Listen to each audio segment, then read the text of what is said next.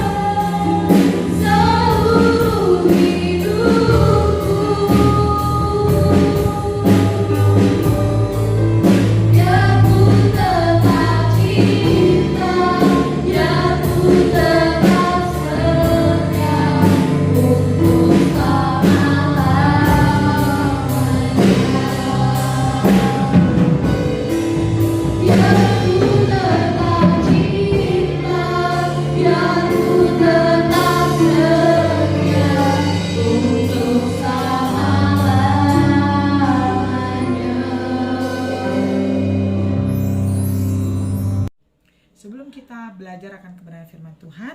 Mari kita berdoa. Bapa yang baik, terima kasih untuk kesempatan pada malam hari ini. Kami kembali akan belajar akan kebenaran firman Tuhan. Biarlah Tuhan menolong kami untuk kami bisa mengerti, memahami, bahkan kami melakukannya dalam hidup kami melalui pertolongan Roh Kudus. Berkati hamba-Mu dengan segala keterbatasan yang ada, agar apa yang disampaikan menjadi berkat bagi setiap kami. Terima kasih Bapa, dalam nama Yesus kami menyerahkan waktu ini. Haleluya, amin. Shalom semuanya. Apa kabar anak-anak muda semua, Youth Ministry COTL Batam? Harapan saya kita semua dalam keadaan sehat-sehat, bahkan kita semua ada dalam perlindungan Tuhan. Pada malam hari ini kita akan belajar dari satu kebenaran firman Tuhan sesuai dengan tema yang diberikan kepada saya, Be Elliot. Nah, untuk itu saya mengambilnya dari kitab Filipi pasal yang kedua, ayat yang pertama sampai ayat yang ke-11. Demikian bunyi firman Tuhan. Saya akan membacakannya bagi kita semua, ya, masing-masing teman-teman, anak-anak yang manis, semuanya siapkan Alkitabnya, ya. Kalau handphone yang ada Alkitabnya, di dalamnya ada aplikasi Alkitab, boleh dibuka semuanya, dan saya akan membacakannya bagi kita semua. Nasihat supaya bersatu dan merendahkan diri seperti Kristus. Jadi karena dalam Kristus ada nasihat, ada penghiburan kasih, ada persekutuan roh, ada kasih mesra dan belas kasihan. Karena itu sempurnakanlah sukacitaku dengan ini. Hendaklah kamu sehati sepikir dalam satu kasih, satu jiwa, satu tujuan, dengan tidak mencari kepentingan sendiri atau puji-pujian yang sia-sia. Sebaliknya, hendaklah dengan rendah hati yang seorang menganggap yang lain lebih utama daripada dirinya sendiri. Dan janganlah tiap-tiap orang hanya memperhatikan kepentingannya sendiri, tetapi kepentingan orang lain juga. Hendaklah kamu dalam hidupmu bersama menaruh pikiran dan perasaan yang terdapat juga dalam Kristus Yesus, yang walaupun dalam rupa Allah tidak menganggap kesetaraan dengan Allah itu sebagai milik yang harus dipertahankan, melainkan telah mengosongkan dirinya sendiri dan mengambil rupa seorang hamba dan menjadi sama dengan manusia. Dan dalam keadaan sebagai manusia, ia telah merendahkan dirinya dan taat sampai mati, bahkan sampai mati di kayu salib. Itulah sebabnya Allah sangat meninggikan dia dan mengaruniakan kepadanya nama di atas segala nama, supaya dalam nama Yesus bertekuk lutut segala yang ada di langit dan yang ada di atas bumi dan yang ada di bawah bumi, dan segala lidah mengaku Yesus Kristus adalah Tuhan, bagi kemuliaan Allah Bapa. Demikianlah firman Tuhan. Syukur kepada Allah. Firman Tuhan pada malam hari ini mengajarkan kepada kita bagaimana kita bisa membangun sebuah persekutuan yang berbeda dengan persekutuan-persekutuan yang lain, ya. Nah, apa yang bisa membedakan persekutuan kita dengan persekutuan yang lain? Yang pertama, yang membedakan kita dari persekutuan yang lain itu jelas di ayat yang pertama kita bisa membaca, karena ada di dalam Kristus. Nah, persekutuan yang ada di dalam Kristus pastilah memiliki sukacita. Kenapa dalam persekutuan di dalam Kristus itu ada sukacita? Karena yang pertama, ketika persekutuan itu dilandasi Kristus, ada di dalam Kristus, maka di dalamnya pasti ada nasihat. Di dalamnya ada penghiburan. Ya, di dalamnya ada persekutuan yang penuh dengan kasih mesra, dan di dalamnya ada belas kasihan. Artinya belas kasihan ada rasa empati, simpati antar sesama anggota, antar sesama teman. Nah, kemudian ketika semuanya itu ada, maka persekutuan itu akan mengalami satu sukacita. Kenapa dia mengalami satu sukacita? Karena di dalamnya ada yang namanya kesehatian sepikir, ada yang di dalamnya ada namanya satu kasih, ada di dalamnya satu jiwa, dan terutama ada di dalamnya satu tujuan. Nah, maksudnya di sini ada dalam satu ada dalam sehati sepikir, artinya bukan berarti dalam satu persekutuan itu semua orangnya memiliki satu pemikiran yang sama, memiliki sifat yang sama, memiliki karakter yang sama, bukan seperti itu, ya. Artinya di sini adalah setiap anggota persekutuan itu atau teman-teman dalam persekutuan itu pastilah memiliki keberagaman, ya, pastilah memiliki keberagaman. Ya, nggak mungkin lah yang si A sifatnya sama dengan si B, si C sifatnya sama dengan si D, ya, pasti memiliki keberagaman. Dan bagaimana keberagaman itu menjadi satu? Nah, bisa menjadi satu karena dalam persekutuan itu ada di dalam Kristus. Sehingga dengan persekutuan yang ada di dalam Kristus, persekutuan itu akan mengalami satu sukacita. Walaupun bukan berarti terus senang-senang terus, tidak. Pasti ada mengalami namanya hambatan, pasti ada gesekan, pergumulan dalam persekutuan itu pasti akan mengalami. Tetapi itu tidak akan menjadi halangan untuk bisa terpisah satu dengan yang lain, tetapi itu malah semakin mempererat satu dengan yang lain karena ada di Kristus di dalam persekutuan itu. Ya, ada sukacita di dalamnya. Kenapa? Seperti dikatakan tadi, kalau persekutuan di dalam Kristus ada nasihat. Artinya, ketika salah satu anggota atau salah satu teman mengalami satu pergumulan, artinya dia mengalami satu persoalan. Nah, ketika diberi nasihat, dia akan menerimanya dengan sukacita. Ya, yang memberi nasihat pun tidak pastinya tidak akan memberikan nasihat itu seperti menghakimi, tetapi malah memberikan satu penghiburan, sehingga teman-teman yang ada di dalam persekutuan itu akan mengalami satu sukacita.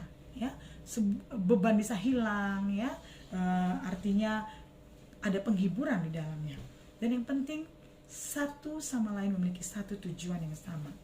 Nah, ketika persekutuan itu di dalam Kristus, tujuannya adalah untuk kemuliaan nama Tuhan. Sehingga apapun yang dilakukan dalam persekutuan itu dilakukan atas dasar di dalam Kristus dan atas dasar untuk kemuliaan bagi nama Tuhan.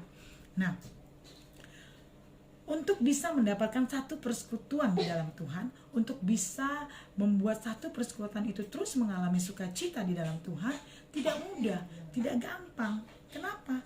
Pasti ada kesulitan di dalamnya. Kenapa tidak? Karena di dalam persekutuan itu pasti bukan semuanya sama, ya. Seperti tadi saya bilang, ada keanekaragaman sifat, keanekaragaman budaya, keanekaragaman karakter dan sebagainya. Sehingga ketika tidak di dalam Kristus, keanekaragaman itu akan menjadi satu batu sandungan. Keanekaragaman itu akhirnya menjadi satu akhirnya bisa menjadi sebuah alasan untuk akhirnya terpecah. Tetapi ketika dalam Kristus, keanekaragaman itu akhirnya dipersatukan di dalam Kristus dan akhirnya mencapai satu tujuan yang sama di antara masing-masing anggota atau teman-teman yang ada dalam persekutuan itu. Nah, bagaimana supaya bisa mengalami satu sukacita? Bagaimana supaya persekutuan itu mengalami persekutuan itu berbeda dengan yang lain? Yaitu yang pertama, di sini dikatakan, janganlah tiap-tiap orang hanya memperhatikan kepentingan sendiri. Hendaklah setiap orang rendah hati dan menganggap yang lain lebih utama. Ini adalah kuncinya. Kuncinya adalah yaitu masing-masing anggota, teman-teman yang ada dalam persekutuan itu tidak memiliki sifat yang egois, ya, tidak memiliki sifat yang julid, ya, tidak ego, tidak merasa kepentingannya harus didahulukan, ya, tidak egois, ya, tidak merasa dia yang harus lebih dulu dipentingkan, tetapi menganggap kepentingan yang lain itu lebih utama daripada dirinya sendiri. Sehingga akhirnya terbentuk yang namanya kasih mesra, kasih persaudaraan, karena masing-masing tidak menonjolkan egonya. Ketika ada dalam keegoisan, pastilah teman-teman dekat atau teman-teman yang ada di sekitar kita pasti akan tidak nyaman bersama dengan orang yang egois. Akhirnya bisa pecah.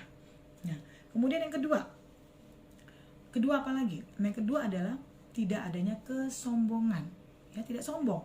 Kalau orang sombong itu pasti ya merasa dirinya lebih hebat, lebih pintar karena dia bisa ini bisa itu, akhirnya dia merendahkan yang lain.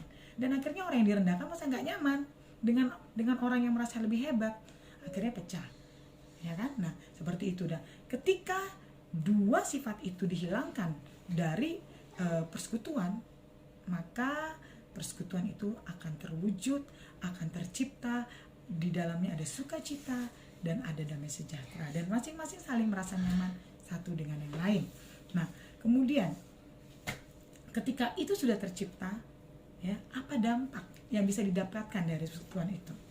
Apa akibat yang bisa didapatkan dari persekutuan itu? Nah, kita melihat di ayat terakhir, yaitu segala lidah mengaku Yesus Kristus adalah Tuhan bagi kemuliaan Allah Bapa.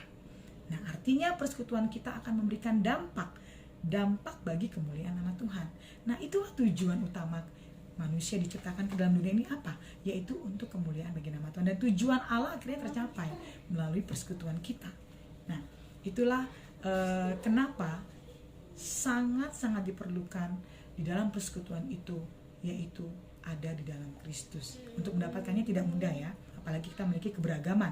Tetapi ketika kita masing-masing berusaha untuk tidak ego, untuk tidak sombong, yakin dan percaya bahwa persekutuan itu akan memberikan dampak bagi kemuliaan nama Allah, yang akan berbeda daripada yang lain. Akan gak sama dengan kumpulan-kumpulan yang kongko-kongko di kafe, atau mungkin dengan kumpulan-kumpulan arisan ya, geng-geng yang lain gitu ya. Itu pasti akan berbeda. Karena di dalamnya ada Kristus, yang artinya satu sama lain akan merasa dirinya itu saudara satu dengan yang lain. Nah, nama Tuhan dipuji dan dipermuliakan melalui persekutuan yang kita bangun bersama-sama.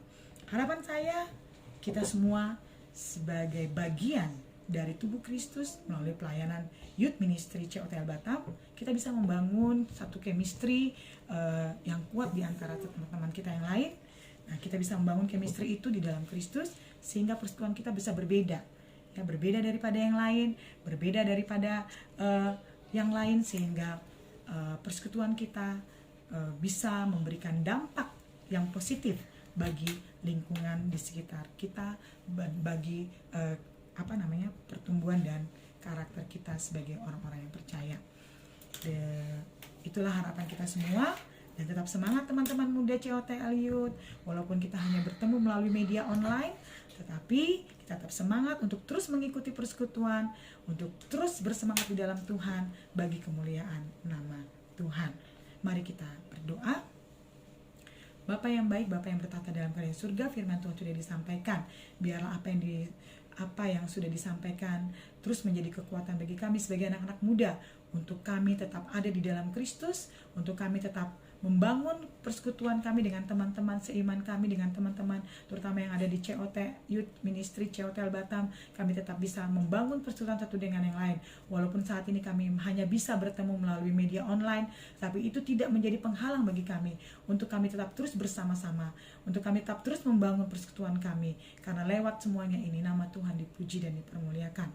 Terima kasih Tuhan Yesus. Terima kasih Roh Kudus. Kami menyerahkan kehidupan anak-anak muda pada saat ini ke dalam tangan kasih Tuhan. Anak-anak Youth COTL Batam hanya ke dalam tangan-Mu. Berkati pendidikan mereka, berkati masa-masa di mana mereka harus berada di rumah untuk pembelajaran, berkati masa-masa di mana mereka harus terus berada di rumah bersama-sama dengan keluarga, agar kesempatan yang diberikan pada saat ini Tuhan, kami bisa pergunakannya untuk kami bisa lebih lagi belajar, lebih lagi mengerti kasih Tuhan yang bisa kami dapatkan melalui kebersamaan kami dengan orang-orang yang kami kasihi di rumah.